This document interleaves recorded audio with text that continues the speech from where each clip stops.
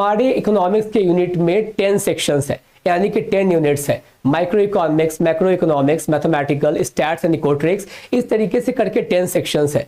तो आज के सेशन को भी मैंने उसी तरीके से डिनोट किया है, यानी कि हर एक सेक्शन के इंपॉर्टेंट कॉन्सेप्ट्स को आज डिस्कस करने वाले हैं।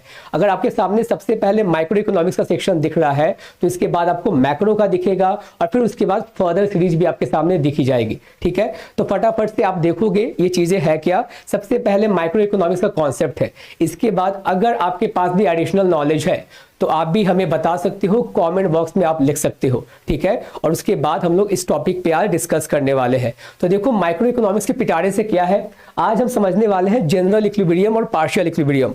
बहुत सारे स्टूडेंट को ये कंफ्यूजन होती है कि जनरल इक्विलिब्रियम है क्या, पार्शियल इक्विलिब्रियम क्या है, क्या डिफरेंस है दोनों में। और इस पे बेस्ड कई बार सवाल भी पूछे जाते हैं आपसे। परेटो एफिशिएंसी कंडीशन है ना, आपसे एफिशिएंसी को लेकर बात पूछी जाती है कि कंजम्पशन में एफिशिएंसी कैसे आएगी, प्रोडक्शन में एफिशिएंसी क्या क्या कंडीशन होती है, या फिर प्रोडक्ट मिक्स वाला कंडीशन। और इस पे बेस्ड न जाने कितनी दफा सवाल आपसे पूछा गया है। एम आई करेक्ट दीपिका, तनु, मैं सही बोल रहा हूं ना। ये जो पार्शियल इक्विलिब्रियम एनालिसिस है या फिर जनरल इक्विलिब्रियम है, जो बाकी लोग स्टक करते हैं, इससे हर बार सवाल पूछे जाते हैं या फिर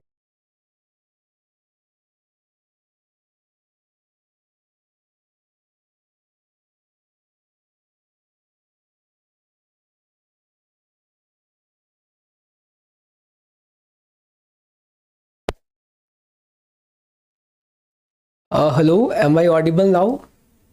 सॉर्टेड। एक्चुअली वो नेटवर्क इशू हो गया था, इस कारण से वो चीज़ें same problem. Okay okay okay, just give me a second.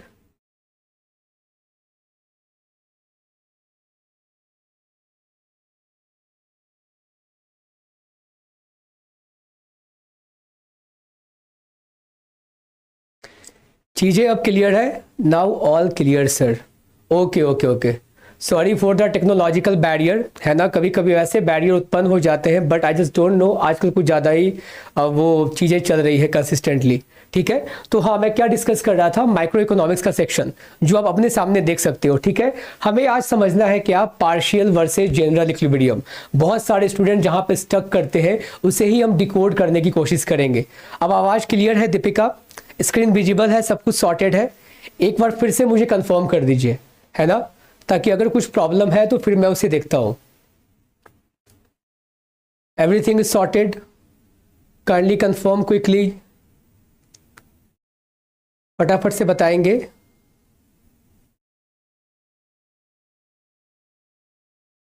I don't think कि अब कुछ प्रॉब्लम होना चाहिए वैसे। Okay, yes sir, all sorted. चलिए फिर, बहुत अच्छे। तो फटाफट से देखेंगे, यहाँ पे समझेंगे। आज माइक्रो इकोनॉमिक्स के सेक्शन सबसे पहले देखने वाले हैं पार्शियल वर्सेस जनरल इक्विलिब्रियम। तो ध्यान से समझो डिफरेंस क्या है। पार्शियल इक्विलिब्रियम क्या बताती है? Partial equilibrium means an equilibrium derived by considering the effect of only two variables at a time, all other variables are considered to be constant. ठीक है, अगर मैं इसके बारे में कुछ बात करूं तो पार्शियल इक्विलिब्रियम, पार्शियल का मतलब क्या, अलग अलग से। ठीक है, Tanu yes sir, okay very good.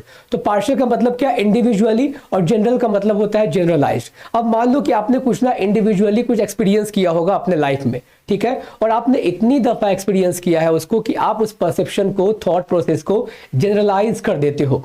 For example suppose करो कि मान लेते हैं कि दीपिका और तनु, आप लोगों को कोई वैसा इंसान मिला होगा, या फिर मानते हैं वो होता है ना कि अपोजिट सेक्स में लोग बोलते हैं क्या, कि जो लड़के होते हैं ना आमतौर पे क्या करेंगे, वो चीट ही करने वाले हैं। ठीक है, तुम्हें धोखा ही देने वाले हैं।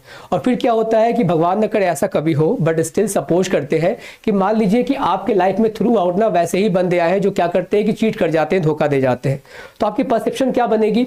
अगर कल को आपके फ्रेंड भी आएगी आपसे हेल्प करने के लिए या फिर हेल्प मांगने के लिए कि एक बंदा है इस तरीके से वो बात कर रहा है, वो फ्रेंडशिप बनाना चाह रहा है, वैसा कुछ काइंड ऑफ, तो आप क्या बोलोगे? नहीं, ये सारे वैसे ही होते हैं, धोखेबाज होने वाले हैं बंदे, इन सब पे भरोसा नहीं करना है।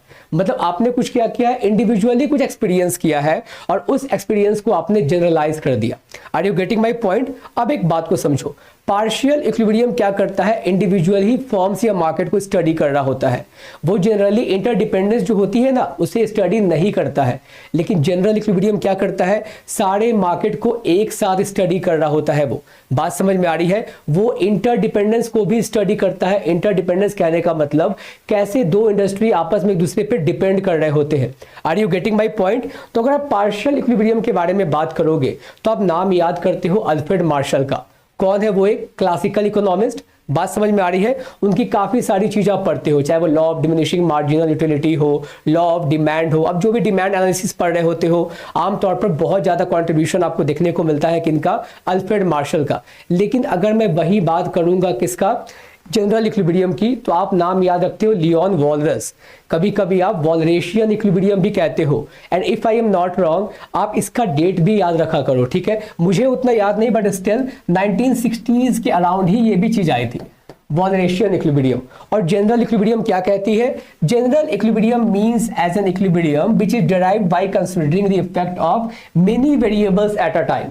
वहां पे केवल दो वेरिएबल्स को स्टडी करते हैं, बाकी को कांस्टेंट मानते हैं। लेकिन यहाँ पे आप देखोगे क्या, सारे वेरिएबल्स को स्टडी किया जा रहा है। आगे देखिए, it takes into account the independence और interdependence of all the variables. सारे वेरिएबल्स के बीच में कैसी इंटरडिपेंडेंसी है उसे भी स्टडी करते हैं। मैक्रो इकोनॉमिक एनालिसिस होता है कौन?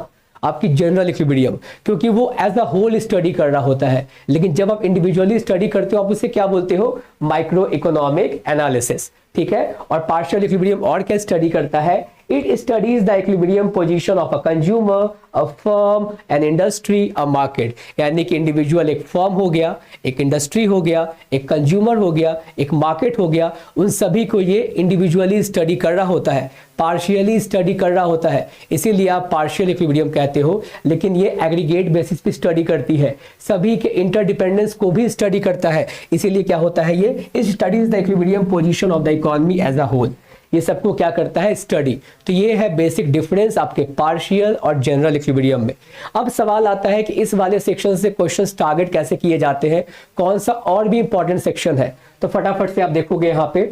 अब देखिए, ये रहा यहाँ पे एफिशिएंसी कंडीशन, और आप जाकर प्रीवियस ईयर क्वेश्चंस को एनालाइज करो, काफी दफा इससे सवाल पूछा गया है इस रिलेशनशिप से। बात समझ में आ रही है? अगर कंजम्पशन के बारे में आपसे एफिशिएंसी कंडीशन पूछा जाए, कभी कभी तो डायरेक्टली सवाल पूछ लिया जाता है आपसे, है ना? महक, दीपिका, तनु पूछते हैं ना वैसे सवाल डायरेक्टली कि कंजम्पशन का क्या होगा एफिशिएंसी कंडीशन, तो आप बताते हो क्या? Marginal rate of substitution of A individual and marginal rate of substitution of B individual equals to ratio of prices of X and Y commodity, है ना? और हमें पता भी है, अगर इसके इर्द गिर्द हम घूमकर अगर आएंगे भी तो MRS है क्या? Marginal rate of substitution. किसका स्लोप होता है ये? फटाफट से बताइए Tanu, Deepika, marginal rate of substitution किसका स्लोप होता है? हमने पढ़ा है काफी अच्छे तरीके से कंज्यूमर बिहेवियर को। इसके स्लोप के बारे में बताते हैं, एमआरएस के बारे में। या फिर अगर बात किया जाएगा एफिशिएंसी कंडीशन प्रोडक्शन को लेकर, तो यहाँ पे आप क्या देख रहे हो? MRTS, marginal rate of technical substitution. ये फिर किसका स्लोप होता है? मुझे आप ये बताइए। तनु अब आईसी बता रहे हैं, very good. Marginal rate of substitution होता है इंडिफरेंस कर्व का स्लोप, ठीक है? और ये जो पीएक्स अपॉन पीवाई है, ये किसका स्लोप होता है? ये हमारी बजट लाइन का स्लोप है ना? सारा कुछ हमें याद है। एमआरटीएस किसका स्लोप है? वो marginal rate of technical substitution, isoquant, ठीक है? आइसोक्वांट का स्लोप होता है। और आइसोक्वांट क्या बताती है? आप दो इनपुट का इस्तेमाल करके कितना आउटपुट जनरेट कर पा रहे हो, इक्वल अमाउंट ऑफ आउटपुट आप जनरेट कर पाते हो। Similar to indifference curve, the combination of two goods which gives equal amount of satisfaction to the consumer on every point of indifference curve, जिसका slope कैसा होता है? Convex to the origin. और इस बार भी सवाल आपसे पूछा गया था, आईसी का शेप कैसे होगा? वो बाउड टुवर्ड्स द ऑरिजिन होगा। इस तरीके से वो बाउड है ना, ऑरिजिन की तरफ से आप देख सकते हो। इसका ही स्लोप क्या है? एमआरएस। और आइसोक्वांट का भी शेप ऐसा ही होता है, कॉन्वेक्स टू द ऑरिजिन, ठीक है? नेक्स्ट है आपका कंडीशन प्रोडक्ट मिक्स कंडीशन, ठीक है? और आप यहाँ पे देखिए क्या है? एमआरटी। एमआरटी क्या है यहाँ पे? दीपिका, तनु फटाफट से बताएंगे एमआरटी क्या है और एमआरटी किसका स्लोप होता है? मुझे ये भी बताओगे। सब कुछ आपको पता है गाइस, ठीक है? And I have come over here to discuss about it, that's it. मैं आज कुछ चीज वीच करने नहीं आया हूँ। इकोनॉमिक्स हमारी सब्जेक्ट है और आज हम ग्रुप स्टडी करने आए हैं, जो कि हमारी एग्जामिनेशन नियर है, तो हमें अपने नॉलेज को भी चेक करते रहना है, कितना कुछ हमें याद है। MRT यहाँ पे क्या है, मार्जिनल रेट ऑफ ट्रांसफॉर्मेशन, है ना, मार्जिनल रेट ऑफ ट्रांसफॉर्मेशन। और मार्जिनल रेट ऑफ ट्रांसफॉर्मेशन किसका स्लोप होता है, मुझे ये बताइए। चलिए, मार्जिनल रेट ऑफ ट्रांसफॉर्मेशन किसका स्लोप होता है, फटाफट से बताएंगे, क्योंकि आज हमें 10 यूनिट्स के 10 कॉन्सेप्ट्स को डिस्कस करना है, इसीलिए ज़्यादा वक्त नहीं लगाना है, ठीक है, जल्दी जल्दी से करना है ना, वरना फिर मैं आगे बढ़ूंगा। अभी फर्स्ट वाले में ही है हम लोग, एंड 25 मिनट्स हो गए। और अगर गाइस आज अगर कंप्लीट नहीं होता है ना, तो नेक्स्ट सेशन में पक्का मैं इसे कंप्लीट करने वाला हूं, तो कोई घबराने की बात नहीं है। बट हमें कॉन्सेप्ट डिस्कस करना है तो करना है, ठीक है, उसमें कोई कमी नहीं होनी चाहिए, उससे पीछे नहीं हटना है हमें। नहीं याद आ रहा, नो आंसर, अभी तक कोई आंसर नहीं आया मेरे पास। देखो PPC याद है, प्रोडक्शन पॉसिबिलिटी कर्व, जिसे आप प्रोडक्शन पॉसिबिलिटी फ्रंटियर भी बोलते हो, वेरी गुड। देखो ये होता है ना उसका शेप कैसा होगा, कॉनकेव होता है, वो इस तरीके से होता है प्रोडक्शन पॉसिबिलिटी फ्रंटियर। यानी कि आप जो कैपिटल है, आपका जो लेबर है, उनका जो इस्तेमाल करके, फैक्टर ऑफ प्रोडक्शन का इस्तेमाल करके, और गिवन द रिसोर्सेज, जो भी रिसोर्सेज अवेलेबल है उनका इस्तेमाल करके आप कितना प्रोडक्शन कर सकते हो, वही बताता है ना प्रोडक्शन पॉसिबिलिटी कर्व। चाहे वो कोई इंडस्ट्री ही क्यों ना हो, वो कोई कंट्री ही क्यों ना हो, हर किसी के पास रिसोर्सेज लिमिटेड होती है, और गिवन द रिसोर्सेज उनका इस्तेमाल करके वो कितना आउटपुट प्रोड्यूस कर सकते हैं, वही बताती है प्रोडक्शन पॉसिबिलिटी कर्व, ठीक है, सॉर्टेड। इसी का जो स्लोप होता है आपका, वो होता है MRT, that is marginal rate of transformation. और अगर कहीं आपको दिखा हुआ मिल जाए MRTP, तो उसका मतलब ही वही है, ठीक है, marginal rate of product transformation, MRPT। दोनों के दोनों क्या है, सिमिलर है, इसीलिए कंफ्यूज नहीं होना है, सॉर्टेड, इसमें तो कोई डाउट नहीं है। तो गाइस ये जो एफिशिएंसी कंडीशन है ना, उसे अपने माइंड में रखोगे, बिल्कुल अच्छे तरीके से याद रखोगे, ठीक है, इसमें कोई कोर कसर नहीं छोड़ना है, क्योंकि इस पे डायरेक्ट क्वेश्चन आपसे पूछ लिए जाते हैं। वही कंडीशन दे देगा कंजम्पशन पे, वही दे देगा प्रोडक्शन पे, लेकिन कई दफा पूछा गया है आपसे प्रोडक्ट मिक्स के ऊपर, तो आप क्या करते हो, कंजम्पशन और प्रोडक्शन दोनों वाले कंडीशन को मिला देते हो, MRTP का वो बन जाता है इक्वेशन, जो आप यहाँ पे देख सकते हो। आप चाहो तो स्क्रीनशॉट भी ले सकते हो। बढ़ता हूं मैं आगे, और अगर मैं एक और बात पूछूं यहाँ पे कि इंडिफरेंस कर्व के शेप के बारे में, तो मुझे पता है कि आप सभी को पता होगा कि इंडिफरेंस कर्व का शेप कैसा, क्या क्या कंडीशन होता है, क्या क्या प्रॉपर्टीज होते हैं उसके, कि वो दोनों आपस में इंटरसेक्ट नहीं करते, एक्सिस को वो टच नहीं करता है ना, ये सारा कुछ आपको बखूबी पता होगा। बढ़ते हैं आगे। अब देखो नेक्स्ट है सेक्शन मैक्रो इकोनॉमिक्स का, और मैक्रो इकोनॉमिक्स के सेक्शन में हमें पढ़ना है फिलिप्स कर्व के बारे में। मोस्टली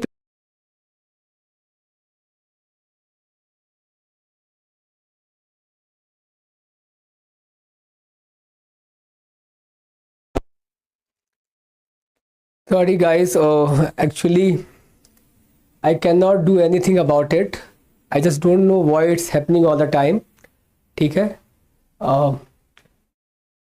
एनीवे देखते हैं आगे। मैं बता रहा था ये फिलिप्स कर्व के बारे में, ठीक है, फिलिप्स कर्व से जुड़ी बातें मैं बता रहा था जो मैक्रो इकोनॉमिक्स के सेक्शन से है।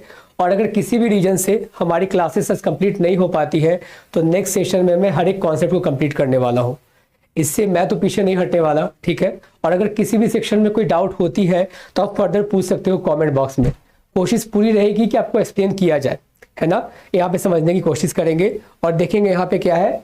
फिलिप्स कर्व के बारे में पूछा गया था। अब देखो जो फिलिप्स कर्व का कॉन्सेप्ट है वो हमें पता है, आमतौर पे सबसे ज्यादा सवाल इससे पूछे जाते हैं मैक्रो इकोनॉमिक्स के सेक्शन में। अगर आपसे पूछा जाए ये किसके द्वारा दिया गया था, तो हमें पता है A.W. फिलिप्स के द्वारा दिया गया था, है ना। A.W. फिलिप्स के द्वारा दिया गया था। कब दिया गया था? 1958 में दिया गया था। उन्होंने स्टडी किया था USA पे, ठीक है। No problem sir, technical issue है, क्या कर सकते हैं। एग्जैक्टली बट वो होते हैं ना, मतलब ऑफलाइन ऑनलाइन के अपने एडवांटेजेस और डिसएडवांटेजेस है ना। अगर हम ऑनलाइन के थ्रू जुड़े हैं तो ये सारी जो है वो लिमिटेशंस है, ठीक है। बट स्टिल ज़्यादा कोसा नहीं जा सकता, क्योंकि कहीं ना कहीं ये भी एक एडवांसमेंट है ना। चलिए तो स्टार्ट करते हैं। यहाँ पे देखेंगे A.W. फिलिप्स के द्वारा दिया गया था 1958 में। उन्होंने US के डेटा को क्या किया था, स्टडी किया था, ठीक है। अब एक बात समझो, वो क्या बता रहे थे कि यहाँ पे इनवर्स रिलेशनशिप होता है किसके बीच में, rate of unemployment and inflation rate के बीच में। और उन्होंने क्या कहा था, कैसी रिलेशनशिप, इनवर्स रिलेशनशिप। है ना, निगेटिव रिलेशनशिप, यानी कि अगर रेट ऑफ इन्फ्लेशन ज़्यादा है उस समय अनएम्प्लॉयमेंट का रेट कम होगा, और अगर अनएम्प्लॉयमेंट का रेट कम है तो ये जो आपका ये इन्फ्लेशन होगा वो ज़्यादा होगा। ये था आपका इन्वर्स रिलेशनशिप। आप यहाँ पे भी देख सकते हो, वो भी कर्व क्या है आपका, कॉन्वेक्स टू द ऑरिजिन है। ठीक है, ये चीजें आप देख रहे हो, लेकिन यहां से जुड़ी कुछ और बातें भी हमें समझना है।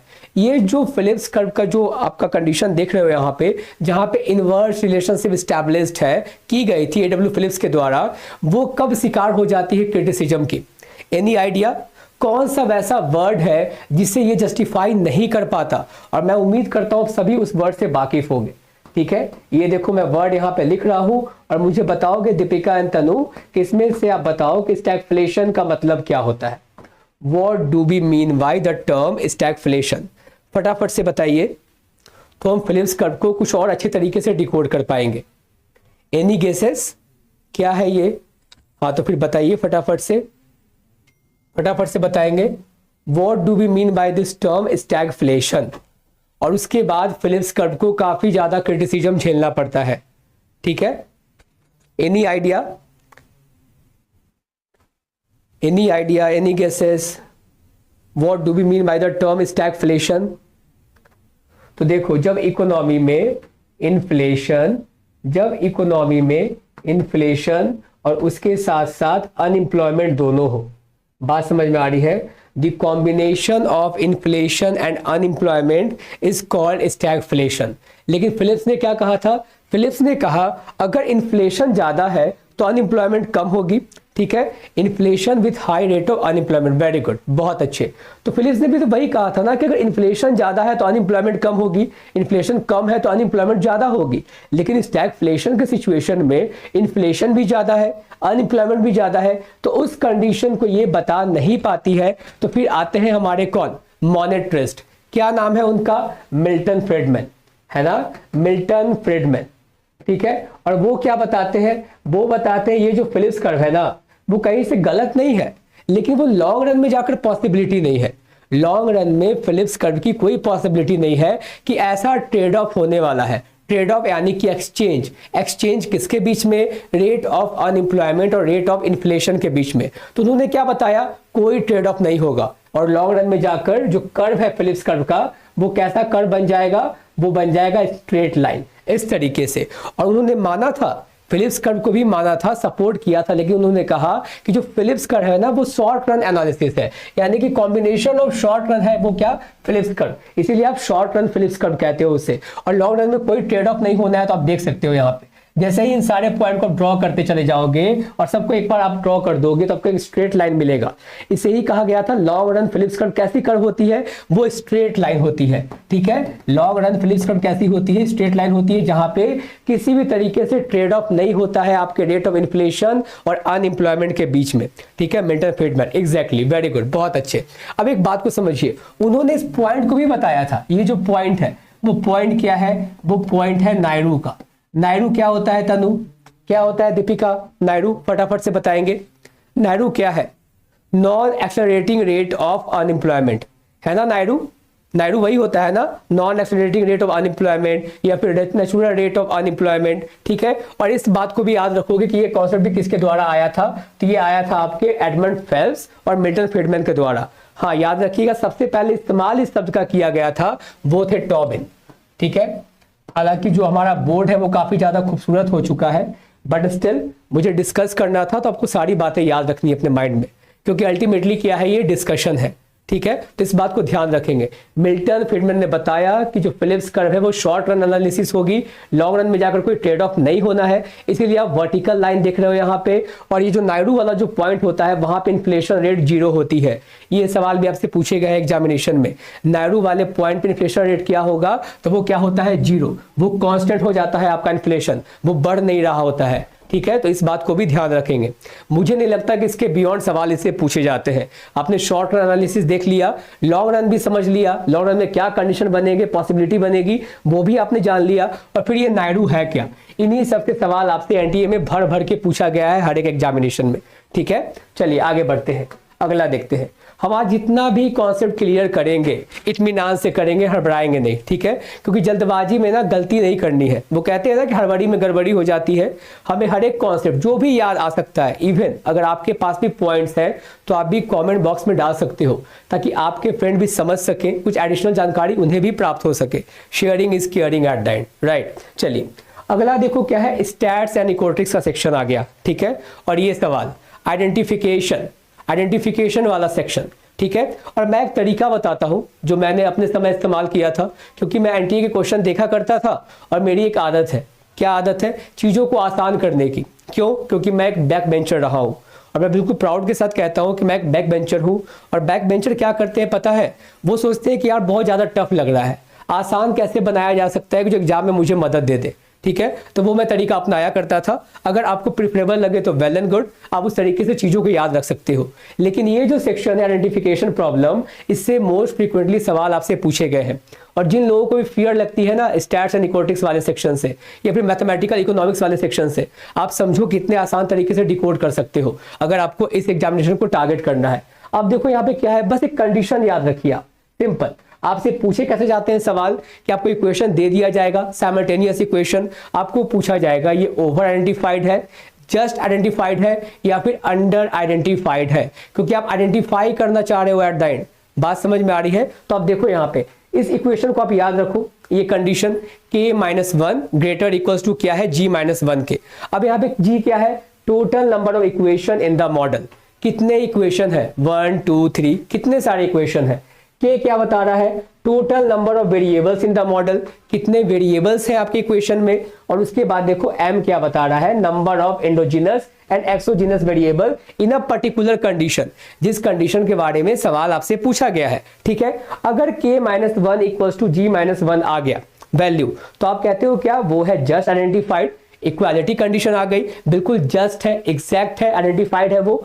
k-m की वैल्यू अगर ग्रेटर आ जाती है तो वो आप कहते हो ओवर आइडेंटिफाइड, और k-1 की वैल्यू अगर लेसर आ गई इससे तो आप कहते हो अंडर आइडेंटिफाइड। ये बातें क्लियर है? यहाँ पे सारी चीजें विजिबल है। आइडेंटिफिकेशन कंडीशन में कितनी बातें याद रखनी है वो मैंने बोर्ड पे मेंशन कर रखा है, सबको विजिबल है। मेरी आवाज आ रही है अच्छे से? क्योंकि अभी मैं ट्रिक बताने वाला हूं जो मैंने इस्तेमाल किया है, ठीक है। अब देखो यहाँ पे टर्म्स को याद रखेंगे। टर्म्स क्या क्या है? g है, k है, m है।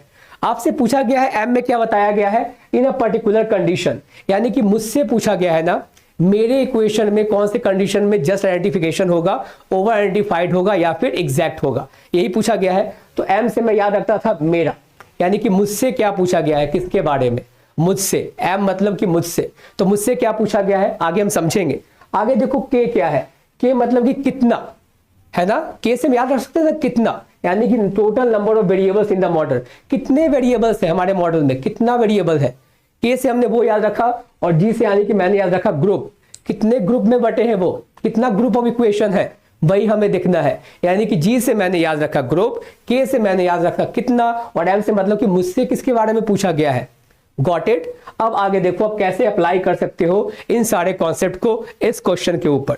अब देखिए यहाँ पे क्या है, based on the order condition state whether the first equation is identified, यानी कि मुझसे किसके बारे में पूछा गया, फर्स्ट इक्वेशन के बारे में पूछा गया है, इसके बारे में पूछा गया है। आपको बाकी से मतलब ही नहीं रखना, ठीक है। तो मुझसे पूछा गया है ना वो, आगे देखिए वो पूछा गया आपसे पहला कंडीशन जो होगा वो अनआइडेंटिफाइड होगा, जस्ट आइडेंटिफाइड होगा या फिर ओवर आइडेंटिफाइड होगा। अब हम जाते हैं वापस से और देखेंगे कि सभी का मतलब क्या था, हमसे पूछा गया था। यहाँ पे देखिए, just give me a second. अब यहाँ पे देखोगे कि जी क्या बता रहा था, total number of equation in the model. ध्यान से देखिए कितने ग्रुप में बटे हैं, जी यानी ग्रुप 1 2 3, मैंने लिखा जी का वैल्यू कितना 3, ठीक है। आगे देखो नेक्स्ट क्या है, सॉरी यहाँ पे देखेंगे नेक्स्ट क्या कंडीशन यहाँ पे, के यानी कि total number of variables in the model. कितने टोटल नंबर ऑफ वेरिएबल्स है, कितना, तो फटाफट से काउंट कर लेते हैं। देखो यहाँ पे एक हो गया आपका वेरिएबल y1, फिर यहाँ पे है y2, x1, x2, क्योंकि ये क्या है स्टोकास्टिक टर्म है μ1, उसे हम कैलकुलेट नहीं कर रहे होते हैं, ना ही हम इंटरसेप्ट टर्म को कैलकुलेट करते हैं, ठीक है। अगर आपसे a not, b not, c not वो भी दे दिया तो वो सभी हम कैलकुलेट नहीं कर रहे होते हैं, वेरिएबल्स कैलकुलेट करना है। तो देखो पहले क्वेश्चन में क्या है, y1, y2, x1, x2। चलो दूसरे में देखते हैं और कोई वेरिएबल है, और जिसे आपने काउंट कर लिया वापस से काउंट नहीं करोगे। ठीक है। तो देखो y2 को हम काउंट कर चुके हैं तो नहीं लिखने वाले। हाँ, y3 एक मेरा नया, x3 एक मेरा नया। μ2 को हम कैलकुलेट करते नहीं है, वो वेरिएबल्स है नहीं यहाँ पे। आगे देखो फिर y3 आ गया, ये कैलकुलेट हो चुका है, y1 भी हो चुका, y2 भी हो चुका, x3 भी हो चुका। चलो बात खत्म हो गया।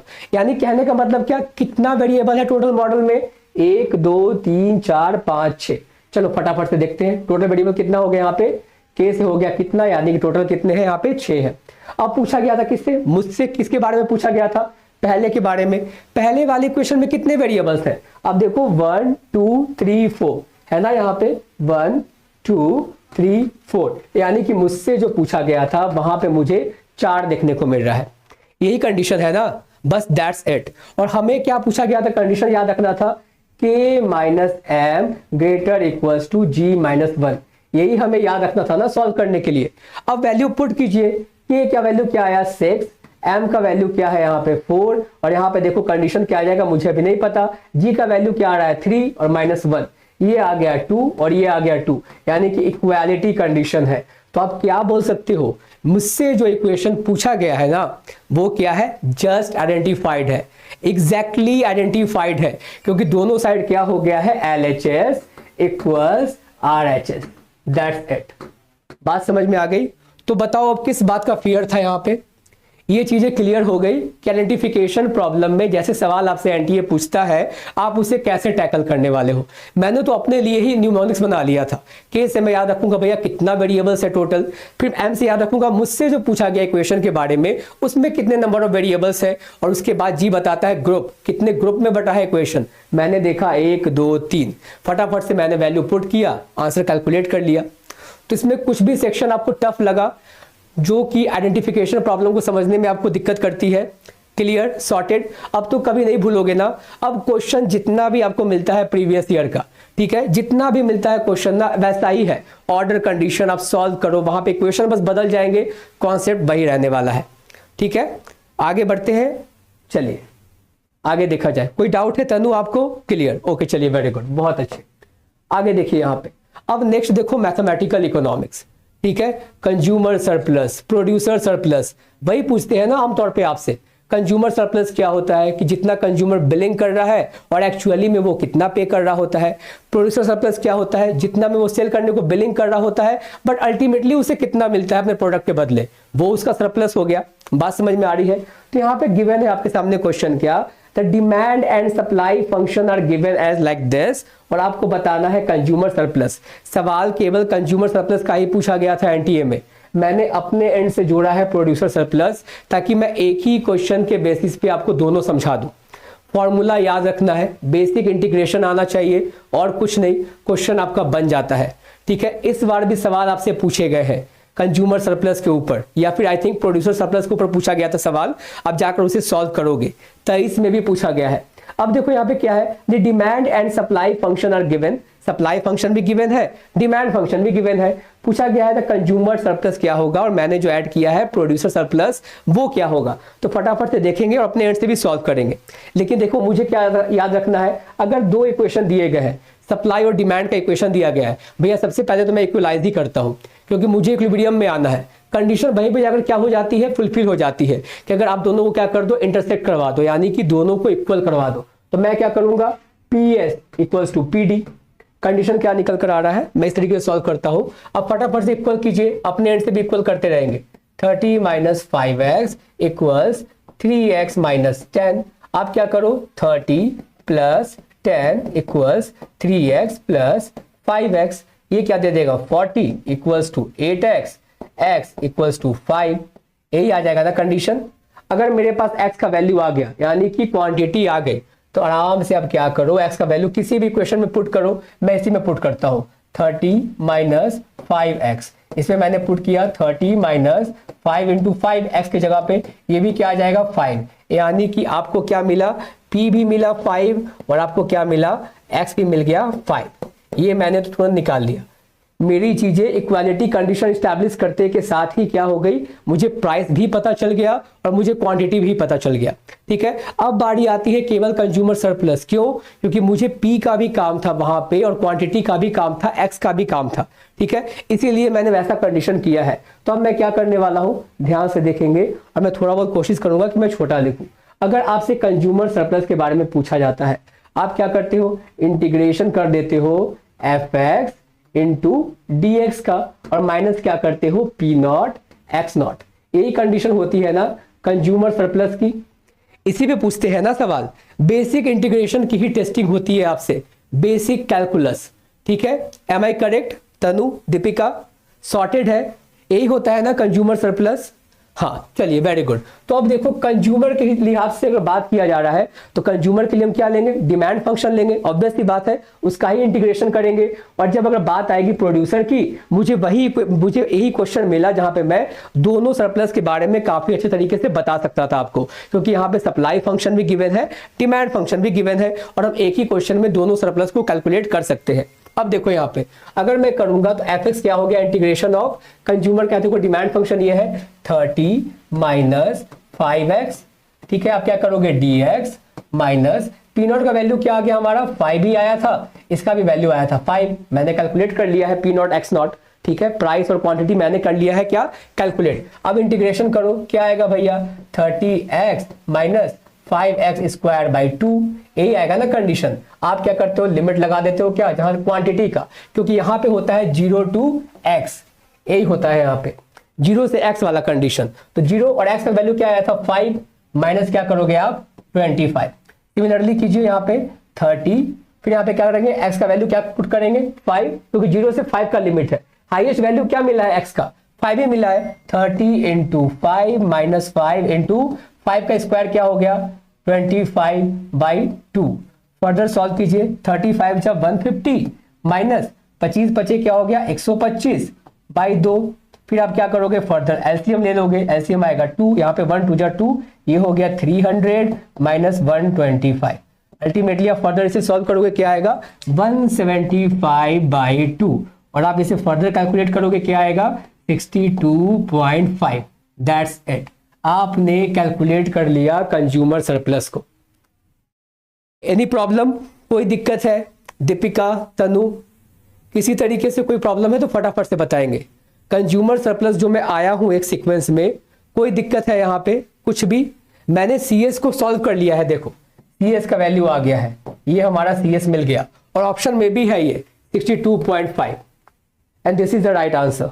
No sir, clear. चलिए, वेरी गुड। अब यहीं पे देखो, अगर मुझे प्रोड्यूसर सरप्लस कैलकुलेट करना हो तो मैं कैसे करता, सिंपल, उसकी जो फॉर्मूला होती है वो इस तरीके से होती है। अब पी नॉट एक्स नॉट को पहले लिखते हो, माइनस करते हो, फिर integration of F x D x, that's it, just opposite. और ये होता है आपका पी एस, ये होता है आपका प्रोड्यूसर सरप्लस। देखो मैं यहां पे कर रहा हूं, इस फॉर्मूला को आप मार्क कर लीजिए। ठीक है, विजिबल है, दिख रहा है ना सभी को स्क्रीन पे? मैंने पी एस का भी वैल्यू लिख दिया है वहां पे। ठीक है, अब देखो यहाँ पे क्या करोगे, सिंपल आप कैलकुलेट करोगे। हमने P और X का वैल्यू ऑलरेडी कैलकुलेट किया हुआ था, ये हो गया माइनस इंटीग्रेशन। अब इसका एफ लेंगे तो लेंगे सप्लाई फंक्शन। सप्लाई फंक्शन क्या है, 3x माइनस 10, 3x माइनस 10 और इसका करोगे आप इंटीग्रेशन, दैट इज dx। तो ये क्या हो गया 25 माइनस ये हो जाएगा 3x स्क्वायर बाई 2 माइनस ये हो जाएगा आपका 10x, इस पे आप लगा दो लिमिट, ये भी हो जाएगा 0 से 5 और उसके बाद 25 माइनस 3 इंटू 5 का स्क्वायर क्या हो जाएगा 25 बाई लिखोगे आप 2 माइनस 10 इंटू 5, यही करने वाले हो ना। फिर आगे देखिए 25 माइनस 75 बाई 2 माइनस 10 5 जा 50। ठीक है, यही कंडीशन आपको निकल कर आएगा। वैसे फर्दर मैं चाहूंगा कि आप खुद से सॉल्व करो, इसमें और ज्यादा कुछ है नहीं, है ना।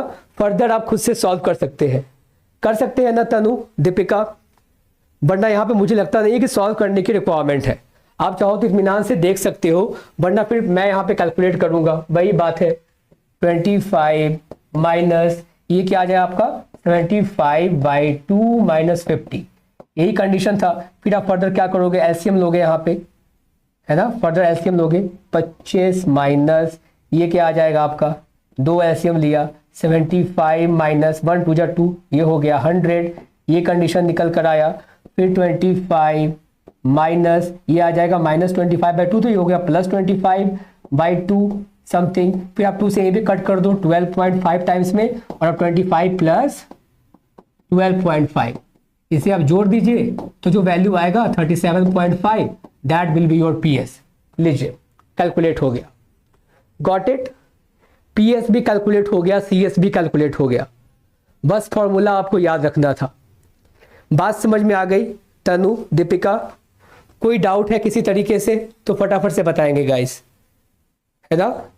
कोई डाउट है anything? Okay got it sir. चलिए और अगला करते हैं, लास्ट सेक्शन करते हैं आज का, जो कि हमारे साथ टेक्नोलॉजिकल बैरियर आया था, तो कोशिश करूंगा कि नेक्स्ट सेशन में मैं इसे कवर करूं। ठीक है, अगला देखो, अगला कॉन्सेप्ट क्या है हमारे सामने। अच्छा, ये है इंटरनेशनल इकोनॉमिक्स का।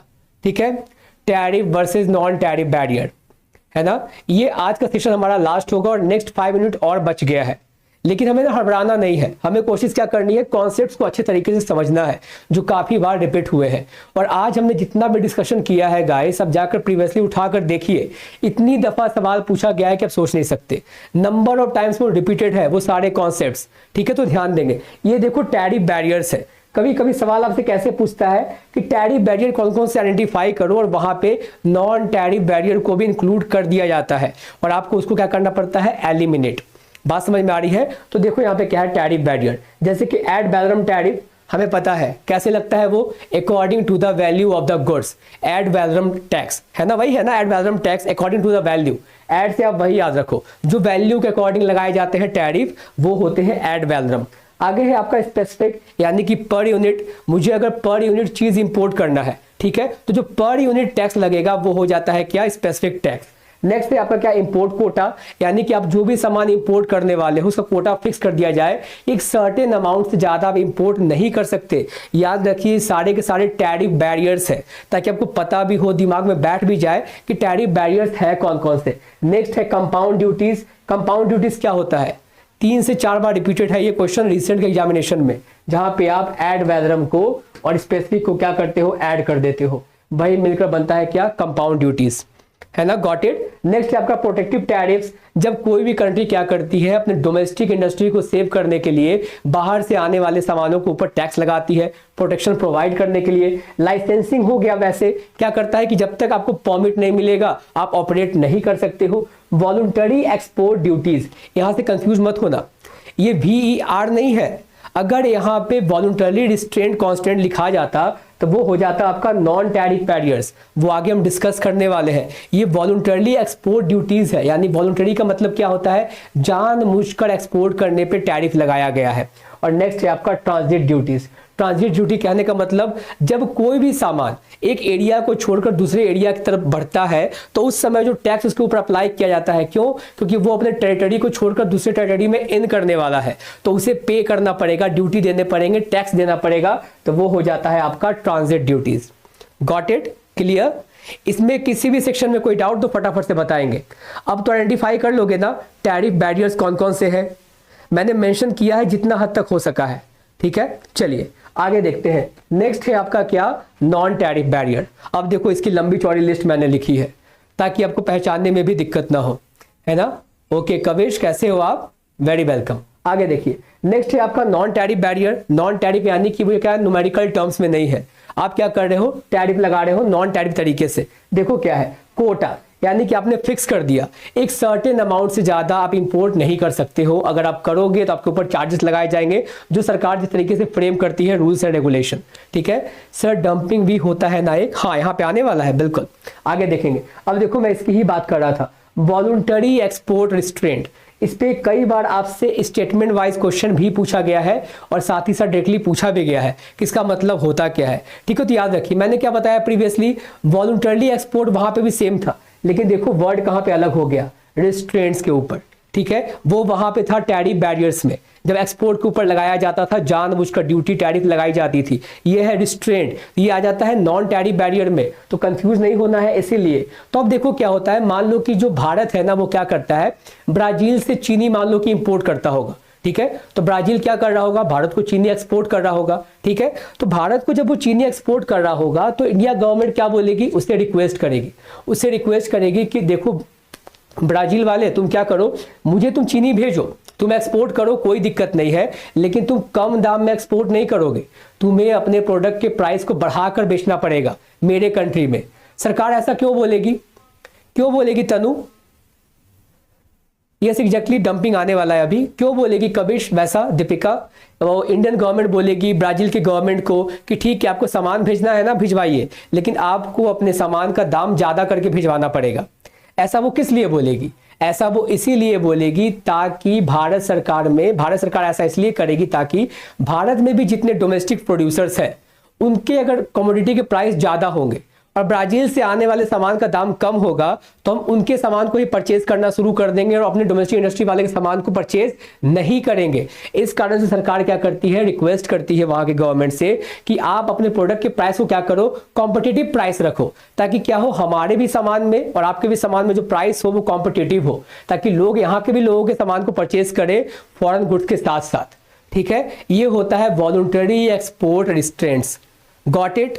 क्लियर है यहाँ पे? दीपिका, कबिश, तनु, सॉर्टेड की VER है क्या? जानबूझ के गवर्नमेंट रिक्वेस्ट कर रही होती है अदर गवर्नमेंट से कि आप अपने प्रोडक्ट को बेचो, कोई दिक्कत नहीं है, बट प्रोडक्ट का प्राइस कॉम्पिटिटिव होना चाहिए ताकि मेरे डोमेस्टिक इंडस्ट्रीज को नुकसान ना पहुंचे। ठीक है, मोर और लेस वही स्टोरी है। जितना ज्यादा एक्सपोर्ट होगा इकोनॉमी उतनी ही स्ट्रांग होती है। एग्जैक्टली, यस सर, चलिए वेरी गुड। इम्बार्गोस, किसी को आइडिया है इम्बार्गोस का मतलब क्या होता है? इम्बार्गोस का मतलब क्या होता है, फटाफट से बताएंगे। ये सारे सवाल पूछे जा चुके हैं गाइस आपसे, इसीलिए मैं ढूंढ कर निकाला हूं कि हर एक सेक्शन से अगर ऐसे सवाल आए, इवन ये जनरल अवेयरनेस के लिए भी हमारे लिए बहुत ज्यादा इंपॉर्टेंट है। ठीक है, लेकिन अगर ऐसे सवाल आए तो मेरे स्टूडेंट को सब कुछ पता होना चाहिए, हर कुछ से आपकी अवेयरनेस होनी चाहिए। भले ही आप बीच में भूल जाओ, फर्क नहीं पड़ता, लेकिन जब आप एग्जामिनेशन के समय इस क्वेश्चन को देखोगे आपको वो चीजें तुरंत से याद आ जाएगी। क्यों? क्योंकि हम लोग प्रायर ही डिस्कस कर चुके होंगे और कुछ ना कुछ तो याद आएगा जिसके बेसिस पे आप कैलकुलेटिव गेस भी करते हो, और वो कैलकुलेटिव गेस भी तभी सफल होती है जब हमारे पास प्रायर इंफॉर्मेशन होता है। बैन लगाने से रिलेटेड कुछ, एग्जैक्टली, यानी कि सरकार क्या करती है अपने पॉलिटिकल सिक्योरिटी के लिए। आपने देखा होगा पाकिस्तान ने जब हमारे ऊपर उड़ी हमला किया था, है ना, उड़ी हमला किया था, तो इंडियन गवर्नमेंट ने क्या किया, उससे MFN का दर्जा छीन लिया था। MFN कहने का मतलब क्या होता है, मोस्ट फेवर्ड नेशन, यानी कि सबसे पहले आप क्या करते हो, प्रतिबंध। एग्जैक्टली, सबसे पहले क्या करते हो आप, अपने पड़ोसी की मदद करते हो, उसके बाद किसी और कंट्री की मदद करते हो। जिस कैटेगरी में पाकिस्तान भी आता था भारत के लिए पहले, लेकिन जब उसने क्या किया, वो कहते हैं ना कि पीठ पे खंजर घोंपने जैसा, कि हमसे पूरा एडवांटेज ले रहा हो बट पलट के वो खंजर भोंकता है पीठ में। तो इसलिए क्या हुआ था, जब उसने उड़ी अटैक किया, सरकार ने उसे क्या किया, ये दर्जा छीन लिया। यानी कि अगर आप क्या करते हो, कोई भी कंट्री किसी भी कंट्री के साथ में ट्रेड का कोई रिलेशनशिप नहीं रखती, रिस्ट्रिक्शन कर देती है, ना एक्सपोर्ट कर रही होती है ना इंपोर्ट कर रही होती है, तो वो कंडीशन हो जाती है एम्बार्गो की। ठीक है, रिस्ट्रिक्शन, एग्जैक्टली, वेरी गुड। फिर अगला है आपका टेक्निकल बैरियर्स टू ट्रेड, जो टेक्नोलॉजी के कारण बैरियर्स आ जाए ट्रेड में, लाइसेंसिंग को लेकर इशू आ जाए, उस वजह से चीजें नहीं हो पा रही है। एंटी डंपिंग ड्यूटीज, चाइना क्या करता है, चाइना डंपिंग ही करता है, अपने देश में सामान को महंगा बेचेगा लेकिन बाकी दुनिया में जाकर सामान को सस्ता बेच रहा होता है ताकि वो वहां के डोमेस्टिक इंडस्ट्री को खत्म कर सके। वही होती है डंपिंग। डंपिंग का मतलब होता है जैसे हम कचरा डंप करते हैं घर के बाहर जाकर, है ना, तो भाई चाइना क्या करता है, वो सारे सामान को, जो भी सामान वो क्या करेगा, पहले हर इकोनॉमी को स्टडी करता है। इंडियन इकोनॉमी को उसने स्टडी किया।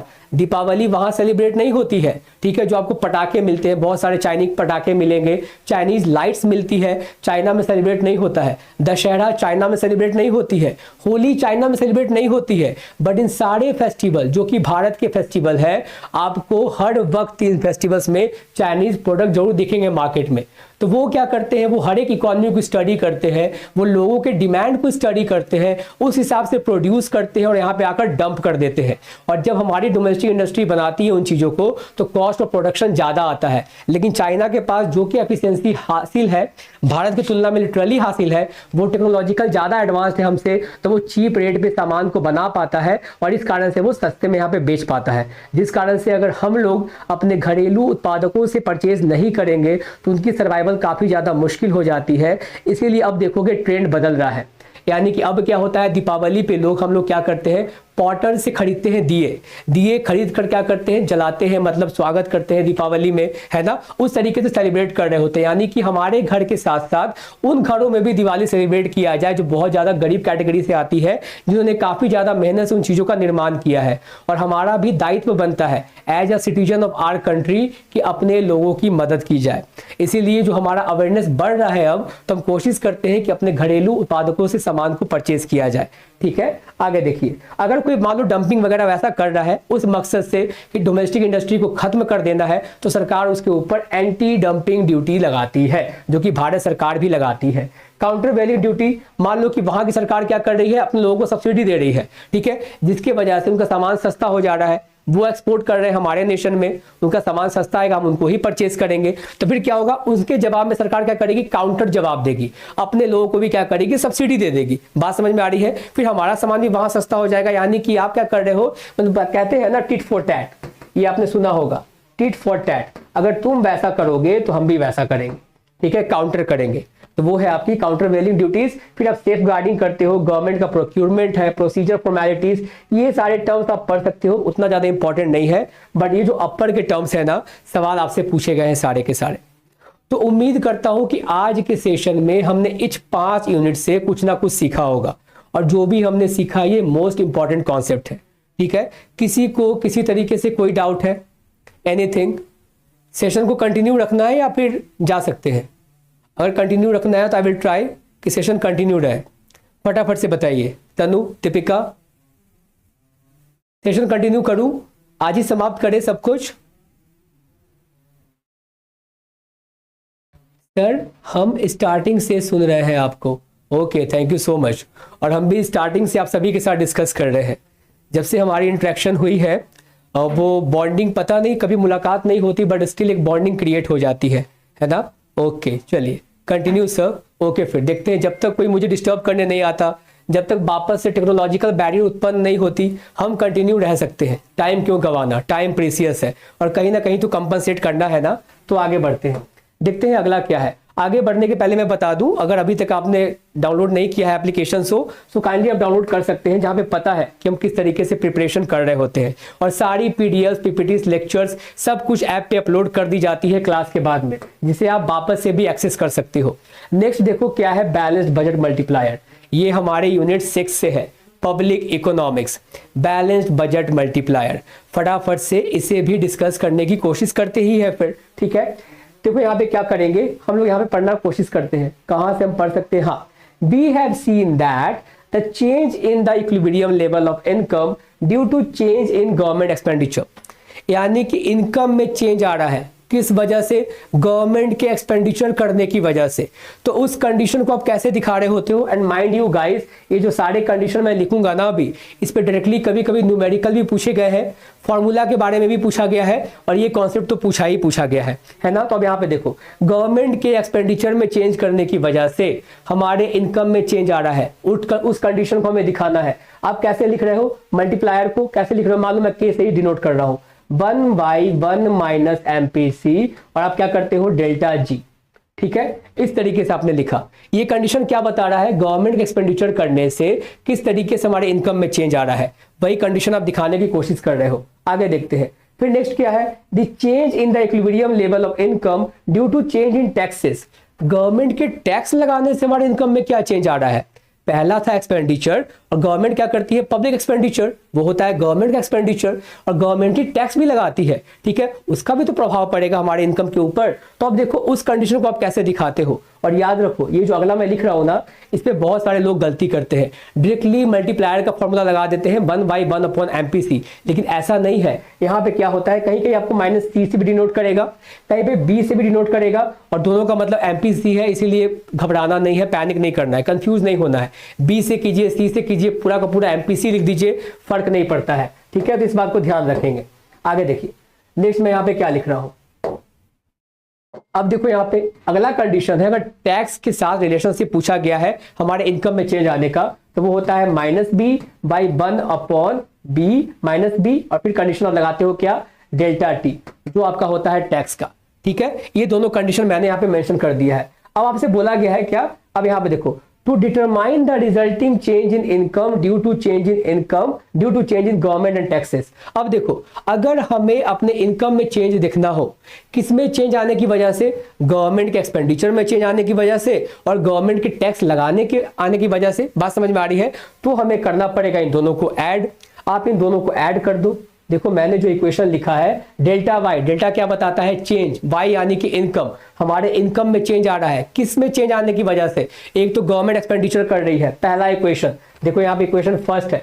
दूसरा गवर्नमेंट टैक्स लगा रही है, क्या, देखो यहाँ पे डेल्टा टी, टैक्स में चेंज आ गया, पहले जो टैक्स था उसमें चेंज लाया गया है, इसीलिए आप देख रहे हो डेल्टा का साइन है साथ में, और पहले जितना गवर्नमेंट एक्सपेंडिचर कर रही थी, गवर्नमेंट एक्सपेंडिचर में भी चेंज लाया है, तो आप देखो डेल्टा जी लिखा हुआ है, मैंने सब कुछ डिकोड कर दिया। डेल्टा बताता है चेंज, आपके इनकम में चेंज आ रहा है गवर्नमेंट एक्सपेंडिचर करने की वजह से, आपके इनकम में चेंज आ रहा है गवर्नमेंट के द्वारा टैक्स लगाने की वजह से। अब हम आगे बढ़ते हैं, इतना कुछ सॉर्टेड है, सब कुछ दिख गया, समझ में आ गया। यहाँ पे आगे बढ़े, तनु, दीपिका, कबेश फटाफट से बताएंगे। वी हैव टाइम कॉन्स्टेंट, फिर ऐसा ना हो कोई बैरियर उत्पन्न हो जाए, है ना। चलिए आगे देखते हैं। अब देखो next, now suppose that the change in government spending is matched by equal change in taxes. अब तुम सपोज ऐसा करो, क्या गवर्नमेंट भी कोशिश क्या करती है, भैया मेरे कुछ कदम से ना लोगों के ऊपर ज्यादा नुकसान ना पहुंचे, ज्यादा फर्क ना पड़े, तो अब तुम ऐसा सपोज करो कि गवर्नमेंट ने जो एक्सपेंडिचर किया है, जितना गवर्नमेंट को खर्च करना है, ठीक है, उतना ही वो क्या कर रही है, टैक्स को बढ़ा रही है। गवर्नमेंट को लगेगा यार कि कोविड-19 का समय आ गया, जो आया था कुछ समय पहले, भगवान न करे वापस से आ जाए, और लगता है कि सरकार को कि अब हमें पहले की तुलना में ज्यादा खर्च करना पड़ेगा। जो ऑब्वियसली बात है, खर्च करना भी पड़ा, गरीब लोगों तक सामान पहुंचाने पड़े, खाने पीने के, उसके बाद आप देखोगे कोविड वैक्सीन के ऊपर बहुत ज्यादा पैसे खर्च करना पड़े, यानी कि एक्सपेंडिचर में तो चेंज आएगा, पहले वाला एक्सपेंडिचर से काम तो चलेगा नहीं। लेकिन गवर्नमेंट के पास भी जो पैसे आएंगे वो कहां से आते हैं, अल्टीमेटली वो भी तुम्हारे टैक्स के जरिए आते हैं। और गवर्नमेंट मान लो अभी भी हमसे पहले ही वाला टैक्स वसूल रहा होगा, तो क्या वो पहले ही जितना एक्सपेंडिचर कर पाएगा, नहीं कर पाएगा। अभी की रिक्वायरमेंट क्या है, एक्सपेंडिचर की ज्यादा है, कोविड के वैक्सीन पे खर्च करना है, लोगों के खाते में पैसे डालने हैं, लोगों तक जरूरी सामान पहुंचाना है, खर्च बढ़ेंगे सरकार के, और जो सरकार के खजाने में भी पैसे भरे जाते हैं वो आम जनता के टैक्स से ही भरा जाता है। Are you getting my point. तो अगर सरकार को खर्च बढ़ाना है तो भैया हमारे ऊपर टैक्स का बर्डन भी बढ़ाना पड़ेगा, तभी तो वो ज्यादा टैक्स कलेक्ट कर पाएगी, तो वो ज्यादा एक्सपेंडिचर कर पाएगी। यानी कि अब आपको सपोज क्या करना है कि जितना सरकार का एक्सपेंडिचर बढ़ने वाला है उतना ही हमारे ऊपर टैक्स का बर्डन बढ़ाया गया है।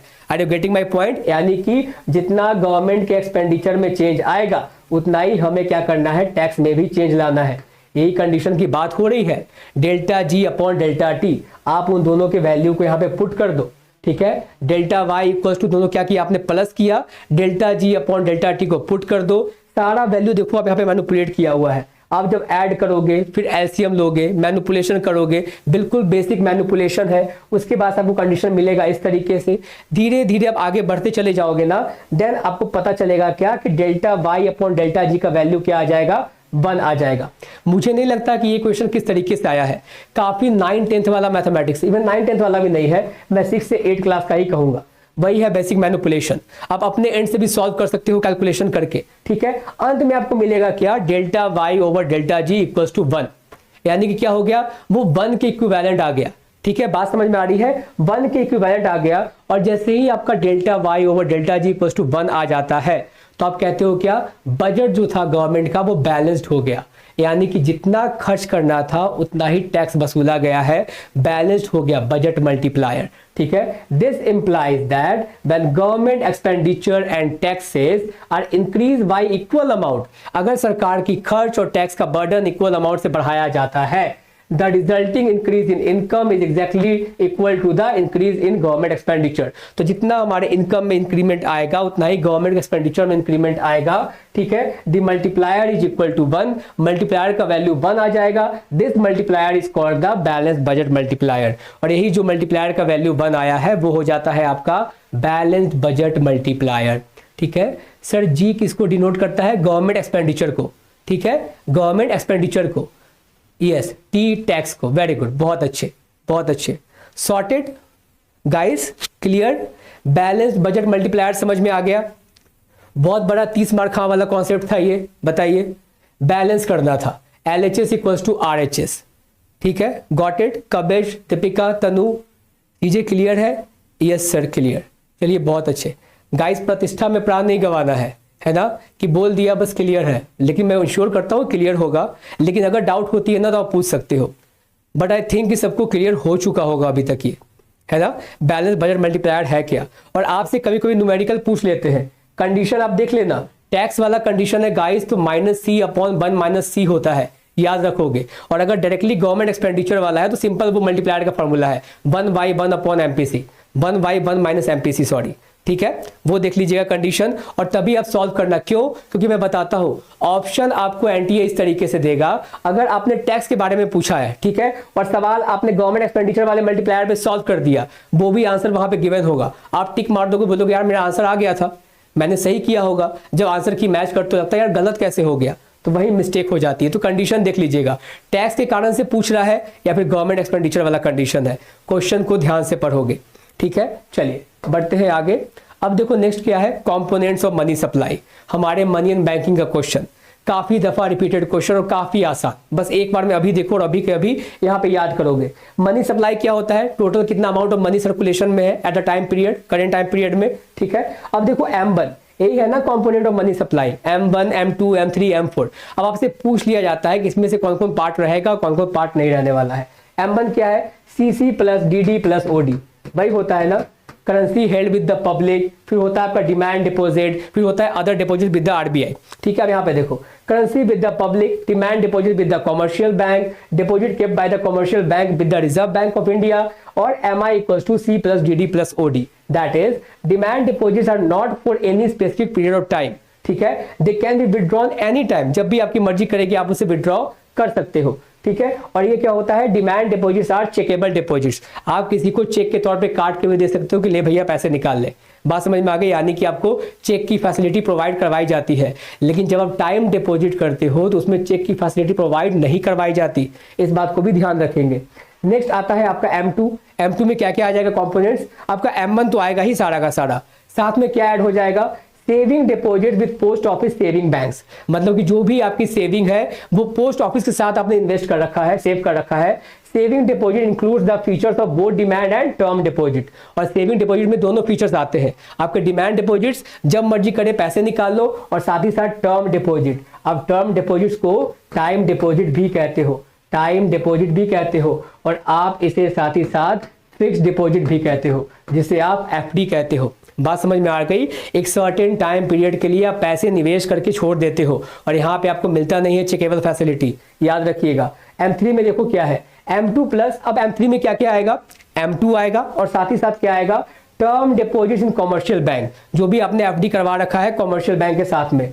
Term deposits are always for a specific period of time, they cannot be withdrawn money as when required, आपकी इच्छा हो जब मर्जी करे आप टर्म डिपॉजिट से पैसे नहीं निकाल सकते, आप FD ब्रेक नहीं कर सकते, दे आर नॉट चेकेबल। देखो मैंने बताया ना, उनके ऊपर आपको चेक की फैसिलिटी प्रोवाइड नहीं करवाई जाती है, as we cannot sign a cheque against the deposit, आप इसके अगेंस्ट में साइन नहीं कर सकते हो चेक को। और नेक्स्ट है आपका M4, और सवाल यहां से पूछा गया है तकरीबन कई बार, ठीक है, कई बार पूछा गया है क्या, इसमें पहले कंपोनेंट देख लो, M3 आएगा ही आएगा, plus saving with the post office and other then in the form of national saving certificate, आपका M3 आ गया, सारे के सारे कंपोनेंट, और आपके पोस्ट ऑफिस के सेविंग भी आ गए साथ में। लेकिन यहाँ पे एक्सक्लूड करते हैं, एक्सक्लूड क्या करते हैं, यहाँ पे एक्सक्लूड करते हैं NSC, that is national saving certificate. आपसे एक बार पूछा गया था सवाल, और एक्सक्लूडिंग की जगह NTA ने इंक्लूडिंग लिख दिया था, और कई बच्चों ने उस क्वेश्चन में भी मिस्टेक कर दी। सोचो इतना आसान क्वेश्चन है, केवल शब्द अगर आपने अच्छे तरीके से नहीं पढ़ा तो वहां पे भी हड़बड़ी में गड़बड़ी हो जाएगा, आपसे गलत आंसर टिक हो जाएगा, भले ही आपको कॉन्सेप्ट क्यों ना पता हो। नेशनल सेविंग सर्टिफिकेट को एक्सक्लूड किया जाता है, वैसी स्कीम जो गवर्नमेंट के द्वारा लाई जाती है और आप उसमें पैसे फिक्स करते हो, वो M4 का पार्ट नहीं बनता है, उसे एक्सक्लूड किया जाता है, ठीक है। ये दोनों आप जो पढ़ते हो M1 और M2, ये आपका नैरो मनी कहलाता है, आप सभी को पता होगा नैरो मनी, और ये जो M3 M4 है वो आपका ब्रॉड मनी कहलाती है, ब्रॉड मनी कहलाती है, ठीक है। और एक बात और याद रखोगे, अगर आपसे किसी ने पूछ लिया कि RBI कैलकुलेशन के लिए कौन से कंपोनेंट को अकाउंट में लेता है, तो याद रखिएगा RBI जो अकाउंट में लेता है वो होती है M3। ये क्वेश्चन आपसे पूछा गया है एग्जामिनेशन में, तो इस बात को भी ध्यान देंगे। M3 component of money supply को एज अ मेजरमेंट RBI क्या करती है, इस्तेमाल करती है। गॉट इट, इतना क्लियर है? Deepika, Tanu, Kabish, sorted? Anything you want to add? कुछ पूछना है, कुछ बताना है तो फटाफट से पूछ सकते हैं गाइस, वरना हम फिर आगे बढ़ेंगे और कोशिश करेंगे आज की आज ही सम अप कर ले। व्हाट यू से, फटाफट से बताइए। Yes sir, okay. What about you Tanu, what about Kabesh, got it. चलिए बहुत अच्छे। नेक्स्ट हमारे पास जो आ रहा है वो क्या है, ग्रोथ एंड डेवलपमेंट से।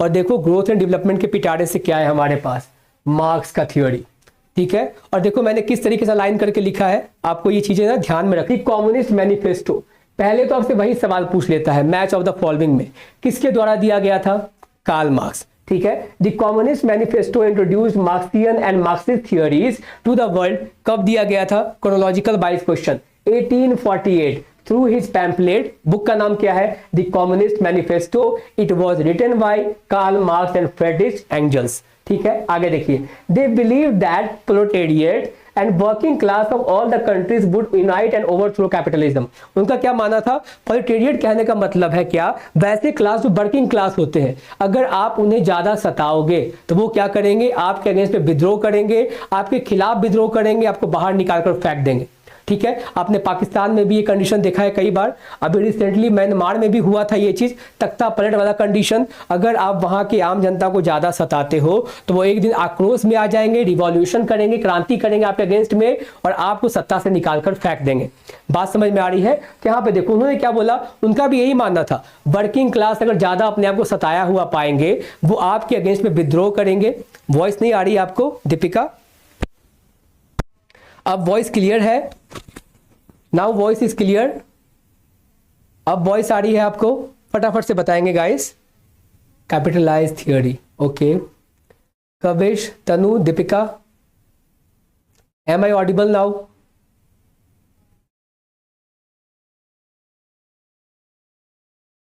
M I audible? Kindly reply fast, we have time constraint. Clear है सर, ओके चलिए, थैंक यू सो मच। तो उनका क्या मानना था, जो वर्किंग क्लास अपने आप को ज्यादा सताया हुआ पाएंगे तो वो क्या करेंगे, आपके अगेंस्ट में विद्रोह करेंगे। अब देखो नेक्स्ट क्वेश्चन आ गया वापस से एनटीए का, दास कैपिटल, वो भी किसके द्वारा लिखा गया है, कार्ल मार्क्स के द्वारा। After the publication and success of the Communist manifesto, जैसे ही ये वाली बुक उनकी क्या हो जाती है, सक्सेसफुल हो जाती है, वो अपने स्टडी को क्या करते हैं और एडवांस करते हैं, ऊपर स्तर पे क्या करते हैं वो लिखते हैं, ठीक है। मेरे साइड से बफरिंग हो रहा है तो वापस एक बार क्या करोगे ना, फिर से स्टार्ट करोगे, ठीक है, सेशन को। Work and studies the capitalism and class struggle in a 3 volume book known as Das Kapital. और उनका जब जैसे ही कम्युनिस्ट मैनिफेस्टो क्या होता है, सक्सेसफुल हो जाता है, वो वापस से क्या करते, स्टडी करने जाते हैं कि लोग कैसे क्लास स्ट्रगल में फेस कर रहे होते हैं, कैसे उनको एक्सप्लॉइट किया जा रहा होता है। और फर्दर वो 3 वॉल्यूम की बुक लिखते हैं जिसका नाम होता है Das Kapital, which is German for capital volume 1 of Das Kapital was published in 1867। 1867 में पब्लिश किया जाता है पहला वॉल्यूम उसका, and the other 2 volumes were published posthumously by Angels in 1885 and 1894। फिर उसके बाद एंजल्स के द्वारा भी वो अगला 2 वॉल्यूम पब्लिश किया जाता है, कब कब, 1885 और 1894 में, ठीक है। In these books Marx focus on capitalism and its ill effect on the society. इसमें वो ये स्टडी करने की कोशिश करते हैं कैसे कैपिटलिज्म सिस्टम ने लोगों को एक्सप्लॉइट किया है। बात समझ में आ रही है। He wrote about the self destructive nature of capitalism, और सेल्फ डिस्ट्रक्टिव नेचर ये भी टर्म कभी कभी एनटीए आपको दे देता है और पूछता है ये किससे रिलेट करता है, याद रखना कार्ल मार्क्स से, ठीक है। वो बताता है कि कैपिटलिज्म सिस्टम ऐसा सिस्टम है जो आने वाले दिनों में खुद को ही बर्बाद कर लेगा, ठीक है। चलिए, जर्मन स्कॉलर, यस एग्जैक्टली। आगे देखिए, अब देखो क्या है, उनके कुछ स्टेजेस है, कुछ कीवर्ड्स मैंने लिखे हैं यहाँ पे। मैं जो बोलता हूँ ना आप लोग को अपने एंड से भी की नोट्स बनाना है, देखो ऐसे ही क्रिएट की जाती है। ये सारे वर्ड ना एनटीए टाइम टू टाइम पूछता रहा है, ये सारी चीजें किससे रिलेट करती है, मैच ऑफ द फॉलोइंग में। तो अब याद रखो, जो प्रोलेटेरिएट है, ये बर्जोइस वाला जो क्लास है, वही आपकी वर्किंग क्लास है, जो क्लास स्ट्रगल को क्या कर रहा होता है, फेस कर रहा होता है। आप उसे एक्सप्लॉइट कर रहे होते हो, काम ज्यादा करवा रहे होते हो, वेतन कम दे रहे होते हो, इस कारण से वो क्रांति करते हैं, अपने आप को सताया हुआ पाते हैं, ठीक ठीक है। क्लास रिवॉल्यूशन, अल्टीमेटली जब कुछ नहीं सूझेगा, उनको कुछ नहीं दिखाई पड़ेगा, तो वो क्रांति करने का ही ऑप्शन ढूंढेंगे, ठीक है। और नेक्स्ट क्या है, हिस्टोरिकल मटेरियलिज्म, मतलब क्या होता है, आप जितना ज्यादा एकत्रित करके रखते हो एसेट अपने पास में, मटेरियलिस्टिक चीजें, आपको उतना ज्यादा वेल्दी माना जाता है। जो उन चीजों से वो लोग क्या रहते हैं, वंचित रहते हैं, उनको इतना एक्सप्लॉइट ही किया जाता है कि काम ज्यादा लिया जाता है और वेतन कम दिया जाता है, ठीक है। The Marxist theory stated that societal and economic development occurs through the following states in ascending order. और देखो ये सवाल एनटीए ने 3-4 बार पूछा है आपसे कि ऑर्डर बताइए, मार्क्स कौन सा ऑर्डर बताते हैं, कैसे कैसे स्टेजेस आएंगे डेवलपमेंट के थ्रू। तो सबसे पहले क्या है, स्लेवरी, हमने भी देखा है अंग्रेजों ने हमारे ऊपर भी लगभग 200 साल तक राज किया है, गुलाम बनाकर रखा है। स्लेव का मतलब क्या, गुलामी, ठीक है। स्लेवरी का मतलब क्या, गुलामी। तो देखो पहला क्या कंडीशन है, गुलामी। दूसरा आप देखते हो क्या, फ्यूडलिज्म, जहाँ पे किंग्स होते हैं, लैंडलॉर्ड्स होते हैं, वो क्या करते हैं, जमीन का टुकड़ा दे देते हैं हमसे और बोलते हैं कि तुम इस पर उपज करो और मुझे उपज ला कर दो। वो क्या होते हैं, वेल्दी पे वेल्दी होते चले जाते हैं और आप लोग क्या हो जाते हो, पुअर होते चले जाते हो। बात समझ में आ गई। नेक्स्ट है आपकी फ्यूडलिज्म, फ्यूडल लैंडलॉर्ड्स जो आप बोला करते थे।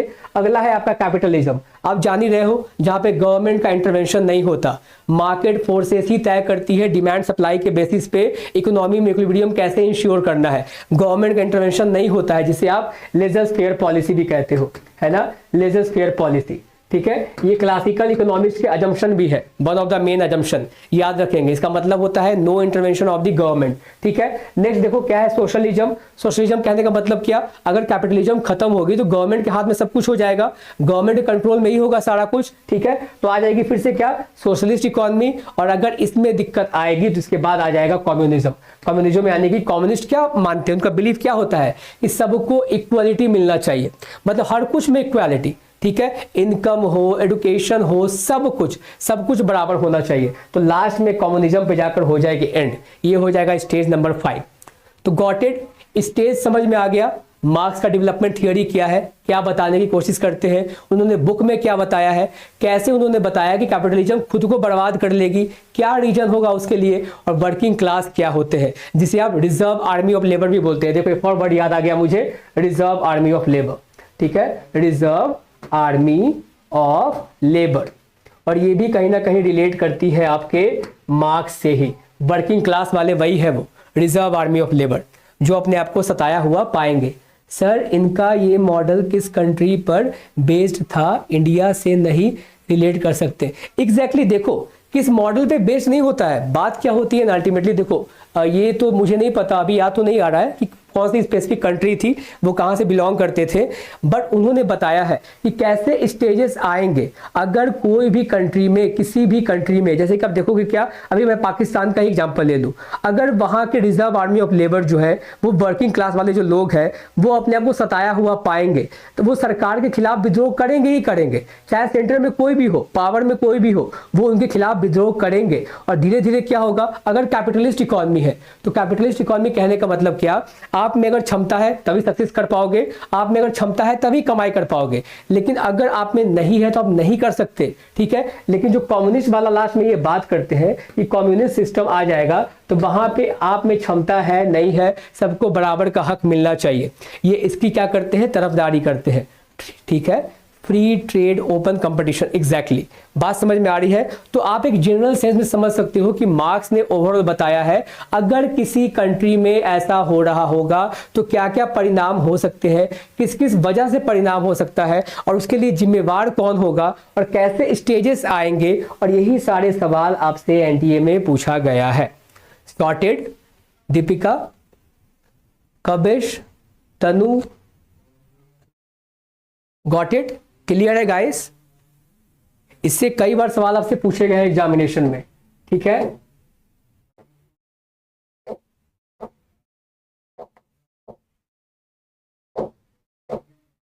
आगे बढ़े, यस सर क्लियर है। चलो फिर अब देखो नेक्स्ट क्या है हमारा, इन्वायरमेंटल इकोनॉमिक्स एंड डेमोग्राफी, हमारी यूनिट नंबर 9, ठीक है, इन्वायरमेंटल इकोनॉमिक्स। और यहां पे है आपके सामने थ्योरी ऑफ पॉपुलेशन, ठीक है। और सबसे पहले क्या दिख रहा है, माल्थस थ्योरी ऑफ पॉपुलेशन, जो क्या बताते हैं, जो फूड सप्लाई होती है, मैं यहाँ पे एफएस लिख रहा हूं, वो बढ़ता है कैसे, एपी से, एपी से यानी कि 1 2 3 4 5 6, ठीक है, इस तरीके से। लेकिन जो पॉपुलेशन है वो कैसे बढ़ता है, वो बताते हैं। पॉपुलेशन बढ़ेगा जीपी के रेट से। देखो मैं यहाँ पे लिख देता हूँ एपी, यानी कि अरिथमेटिक प्रोग्रेशन।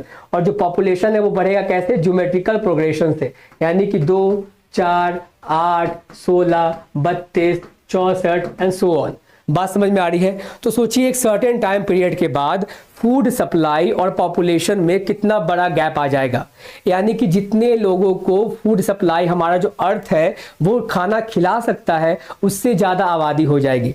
तो माल्थस क्या थे, बढ़ती हुई आबादी को लेकर जो माल्थस का अप्रोच था वो कैसा अप्रोच था, पैसिमिस्टिक अप्रोच था। Pessimistic approach. पैसिमिस्टिक अप्रोच कहने का मतलब कि वो ऐसा मानते थे कि बढ़ती हुई आबादी क्या करेगी ना, बर्बादी लेकर आएगी, जिसे वो क्या नाम देते हैं, माल्थूसियन कैटेस्ट्रॉफे। इस टर्म को भी याद रखोगे आप। वो टर्म क्या है, माल्थूसियन कैटेस्ट्रॉफे। कैटेस्ट्रॉफे का मतलब होता है भयावह बर्बादी आने वाली है। ठीक है, इस बात को देखो। वो कहते हैं कि जो फूड सप्लाई जो होती है वो बढ़ती है अरिथमेटिक प्रोग्रेशन से, 1, 2, 3, 4, 5, 6 एंड सो ऑन। लेकिन जो पॉपुलेशन बढ़ रहा होता है वो बढ़ रहा होता है जीपी के रेट से, 2, 4, 8, 16, 32, इस तरीके से। तो एक सर्टेन टाइम पीरियड के बाद क्या होगा, आप देखोगे फूड सप्लाई को क्या हो जाएगा, पॉपुलेशन क्रॉस कर जाएगा। बात समझ में आ रही है? फूड सप्लाई को अगर मैं ऐसे अगर बताऊं तो अब देखो फूड सप्लाई इस तरीके से बढ़ रहा है, ठीक है, लेकिन अब देखो वो इस तरीके से बढ़ेगा। बात समझ में आ रही है? ठीक है, पॉपुलेशन बढ़ रहा है एकदम बिल्कुल इस तरीके से बढ़ता चला जाएगा वैसे वैसे करके, और एक सर्टेन टाइम पीरियड पे दोनों क्या हो जाएंगे, इक्वल। यानी कि जितना फूड सप्लाई है उतना ही पॉपुलेशन है। और उसके बाद आप देखो, उसके बाद क्या आएगा यहाँ पे माल्थूसियन का कैटेस्ट्रॉफे। माल्थूसियन कैटेस्ट्रॉफे आएगा, बर्बादी आ जाएगा। क्यों? क्योंकि इसके बाद आप देखोगे फूड सप्लाई से क्या हो जाएगा, ज्यादा हो जाएगा, आबादी बढ़ जाएगा बहुत तेज गति से। बात समझ में आ रही है? इसके कारण क्या होगा, अब लोग के आपस में बीमारी फैलेगी, ठीक है, बीमारी फैलेगी, या फिर लोग आपस में ही लड़ाई झगड़ा करना शुरू कर देंगे। बात समझ में आ रही है? इसके लिए उन्होंने 2 चेक्स के बारे में बताया था। कौन कौन सा चेक था वो, तनु बताइएगा, दीपिका कौन कौन सा चेक था जो माल्थूसियन बताते हैं? एक है आपका प्रिवेंटिव चेक्स और दूसरा है आपका पॉजिटिव चेक्स। अगर हमने कंट्रोल नहीं किया तो फिर नेचर कंट्रोल करेगा, नेचर अपनी हंटर चलाएगा अगर हमने बढ़ती हुई आबादी पे ध्यान नहीं दिया तो। ठीक है, तो इसीलिए माल्थस क्या रखते थे, पैसिमिस्टिक अप्रोच रखते थे। तो देखो प्रिवेंटिव चेक में क्या आ जाएगा कि आप जो अपने हाथ में हो सकता है, अब शादी लेट से करो, ठीक है, उसके बाद चैस्टी है, मोरल स्ट्रेंथ है एक्सेट्रा, आप मान लो क्या करते हो, उतना मैरिटल अफेयर नहीं चलाते, आप तरीके से क्या करते हो, कॉन्ट्रासेप्टिव का इस्तेमाल कर रहे होते हो, जिसके कारण से क्या हो जाए, चाइल्ड मतलब जो बर्थ होता है वो डिले हो जाए। जो प्रिवेंटिव चेक हमारे हाथ में होती है। अगर ऐसा नहीं होता है तो फिर क्या है, पॉजिटिव चेक्स है। और पॉजिटिव में क्या है, वॉर के हालात बन सकते हैं, फेमिन आ सकता है, तरह तरह की बीमारियां फैल सकती है, इस कारण से भी लोगों का खात्मा होना शुरू हो जाएगा। ठीक है, तो ये माल्थस क्या रखते थे, पैसिमिस्टिक अप्रोच रखते थे बढ़ती हुई आबादी को लेकर। और इसके साथ एक और नाम को याद रखिए, एक और क्या थी वो, एस्टर बोशरप।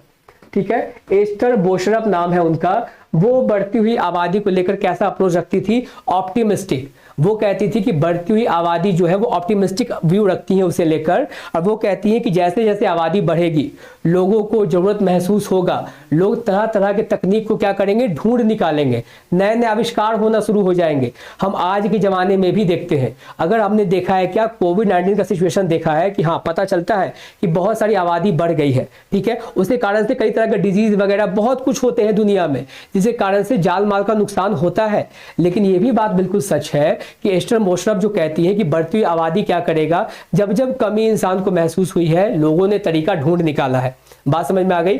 आज आप देखो जितना एरिया है, हमारे लैंड है हमारे पास में मौजूद प्रोडक्शन करने के लिए, अगर हम वहां पे उपज नहीं कर पा रहे होते हैं तो आज हम मल्टीपल क्रॉपिंग कर रहे होते हैं, है ना, ऑर्गेनिक फार्मिंग कर रहे होते हैं, घरों में ही चीजों को उगा रहे होते हैं। बात समझ में आ गई? यानी कि धीरे धीरे आविष्कार हो रहा है। ठीक है, तो बढ़ती हुई आबादी नए नए आविष्कार भी लेकर आता है। तो जो एस्टर बोशरप है वो बढ़ती हुई आबादी को लेकर ऑप्टिमिस्टिक अप्रोच रखती है, और जो माल्थस है वो पैसिमिस्टिक अप्रोच रखते हैं। इसीलिए आप दोनों को ये नहीं कह सकते कि बिल्कुल गलत है, और दोनों को ये भी नहीं कह सकते कि कोई एक इंसान पूरे तरीके से सही है। ठीक है, अगर किसी कंडीशन से रिलेट करोगे तो कभी आपको माल्थस सही लगेंगे तो कभी आपको बोशरप भी सही लगेंगी।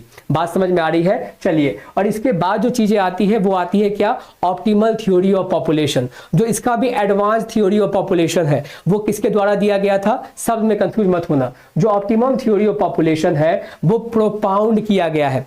वर्ड पे ध्यान दोगे, 2 वर्ड होता है, पॉपुलराइज्ड एंड प्रोपाउंड। तो याद रखिए, मैं पहले बात कर रहा हूं प्रोपाउंड का, किसके द्वारा दिया गया, कौन लेकर आता है सबसे पहले, उनका नाम है एडविन कैनन।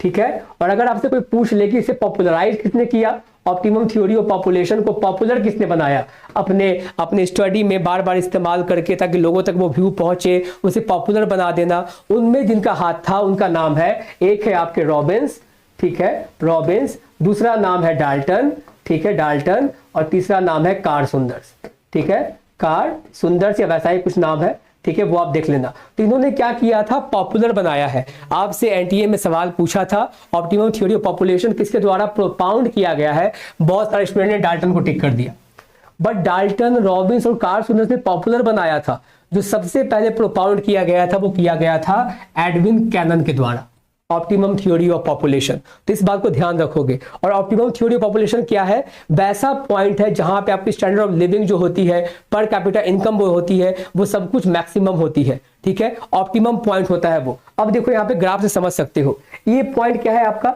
ये वाला पॉइंट देखोगे आप, ये क्या है, अंडर पॉपुलेशन। अंडर पॉपुलेशन कहने का मतलब जितना रिसोर्स अवेलेबल है उसको कंज्यूम करने के लिए उतनी आबादी ही नहीं है, यानी कि रिसोर्सेज की बर्बादी हो रही है। ठीक है, यहाँ पे देखो ये पॉइंट क्या है, ओवर पॉपुलेशन, यानी कि जितना रिसोर्सेज है उससे ज्यादा आबादी है, यानी कि वहां पे ओवर यूटिलाइजेशन हो रहा है रिसोर्सेज का। और ये पॉइंट देखो, ये क्या है, ऑप्टिमल पॉपुलेशन, यानी कि जितनी रिसोर्सेस है उसको सेटिस्फाई करने के लिए उतनी आबादी मौजूद है। The population level at which the highest economic standard of living is achieved. तो वहां पे आप हायर स्टैंडर्ड ऑफ लिविंग को अचीव कर सकते हैं। The available resources are exploited effectively, और वहां पे रिसोर्सेज का ऑप्टिमल लेवल पे यूटिलाइजेशन हो रहा होता है। एक बात और याद रखोगे, डाल्टन ने ना एक दिया है मतलब इक्वेशन, ठीक है, वो भी पूछ लिए जाते हैं कभी कभी एग्जामिनेशन में। डाल्टन का इक्वेशन है, वो इक्वेशन क्या है, इक्वेशन ऑफ माल एडजस्टमेंट। ठीक है, माल एडजस्टमेंट। ठीक है, यहां पे वो क्या बताने की कोशिश करते हैं, ये है आपका a minus O by O, ये फॉर्मूला है। ठीक है, डाल्टन के माल एडजस्टमेंट इक्वेशन का। ए क्या बताता है आपका, ए बताता है एक्चुअल में आपकी कंट्री में पॉपुलेशन कितना है, एक्चुअल पॉपुलेशन। ओ बताता है आपका एक आइडियल पॉपुलेशन, यानी कि जो भी ऑब्जर्व कर पा रहे हो, आइडियल पॉपुलेशन कितना होना चाहिए। ठीक है, या फिर ऑब्जर्व पॉपुलेशन। और अगर इसका वैल्यू, और आप डिनोट करते हो किससे, एम से, M equals to A minus O by O. ठीक है, अब देखो यहाँ पे मैं क्या बता रहा हूं, अगर m का वैल्यू ग्रेटर देन 1 आ गया, आप कहते हो आपकी कंट्री में ओवर पॉपुलेशन है। अगर m का वैल्यू इक्वल टू 1 आ गया, आप कहोगे ऑप्टिमल पॉपुलेशन है। ठीक है, और अगर m का वैल्यू लेस देन 1 हो गया तो आप कहोगे क्या है, अंडर पॉपुलेशन। ठीक है, अंडर पॉपुलेशन। गॉट इट, चीजें क्लियर है। दीपिका, तनु, फटाफट से बताएंगे गाइस। कबेश, सबको क्लियर है चीजें, इतना काफी है थ्योरी ऑफ पॉपुलेशन में, इसके बियॉन्ड पूछे नहीं जाएंगे। और क्या पूछा जाएगा इसमें, सब कुछ आपके साथ हमने डिस्कशन किया था प्रायर भी, पहले भी बहुत बार डिस्कस किया है, और इसके बियॉन्ड पूछे जाते नहीं है। और अगला देखते हैं लास्ट, फाइनली, है ना, फाइनली आ गए हम अपने 10वें सेक्शन के ऊपर, arranging in descending order based on the year of starting from the scheme. ये है इंडियन इकोनॉमी का सेक्शन गाइस। और देखो मैंने यहाँ पे इंपॉर्टेंट स्कीम को मेंशन कर दिया है जो बार बार एग्जामिनेशन में पूछे जाते हैं। पहला क्या है, जल जीवन मिशन। ठीक है, जो पानी का नलका पहुंचाना है घरों घरों तक, 2019 में लॉन्च किया गया था। ठीक है, गवर्नमेंट के द्वारा। अगला है प्रधानमंत्री आवास योजना, लोगों के पास अपने पक्के मकान हो, 2016 में लॉन्च किया गया था, खास करके रूरल एरिया में। ठीक है, नेक्स्ट है प्रधानमंत्री कौशल विकास योजना, कब आया था, 2015 में। इसके जरिए सरकार वैसे लोगों को ट्रेनिंग प्रोवाइड करती जो जॉब के लायक हो जाते हैं, और वो लोग वैसे होते हैं जो बीच में ही अपनी पढ़ाई छोड़ देते हैं। 2015 में आया था ये, सरकार वैसे लोगों को क्या करती, जॉब के लायक बनाती, उन्हें ट्रेनिंग देती, ट्रेनिंग प्रोग्राम के जरिए। नेक्स्ट है आपका स्वच्छ भारत मिशन, आप जानते ही हो, सफाई करने के लिए, डिफेकेशन से दूर करने के लिए। जब मोदी गवर्नमेंट आई थी 2014 में, उन्होंने ये अभियान शुरू किया था। और अगला है आपका प्रधानमंत्री सड़क योजना, ये भी ग्रामीण क्षेत्रों में 2000 में आया था ये, ताकि हर चीजों को क्या करना है, कनेक्टिविटी इंप्रूव करनी है। ठीक है, and with this we have come to the end of the session.